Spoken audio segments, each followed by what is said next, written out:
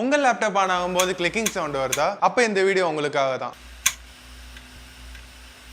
இந்த மாதிரி clicking sound வர்றது ஹார்ட் டிஸ்க் ஃபெயிலியருக்கான ஒரு வார்னிங் சைனாக இருக்கும். இதை நீங்கள் கவனிக்காமல் விட்டால் உங்கள் டேட்டாஸ் லாஸ் ஆக வாய்ப்பு இருக்குது. ஸோ இந்த வீடியோவில் இது எதனால நடக்குது அண்ட் இதுக்கான சொல்யூஷன் என்னன்னு பார்க்கலாம். ரீட் அண்ட் ரைட் ஹெட் வந்து டேமேஜ் ஆனால் இந்த மாதிரி ப்ராப்ளம்ஸ் வரும். அப்போ என்ன பண்ணணும்? ஹார்ட் டிஸ்க் தான் மாற்றி ஆகணும். அதே மாதிரி லேப்டாப்ஸ் வந்து ஃபால் ஆனாலோ இல்லைனா ஷாக் வேவ் எஃபெக்ட் ஆனாலோ அப்போயும் இந்த மாதிரி ப்ராப்ளம் ஃபேஸ் பண்ணலாம். அப்போ நம்ம லேப்டாப்பை ஒரே இடத்துல வச்சு யூஸ் பண்ண பழகிக்கணும். தென் பேக் செட்டார் வந்து டேமேஜ் ஆகிற பட்சத்தில் டேட்டாஸை ரிப்பீட்டடாக ரீட் பண்ண ட்ரை பண்ணும்போது இந்த மாதிரி சவுண்ட் வரும்.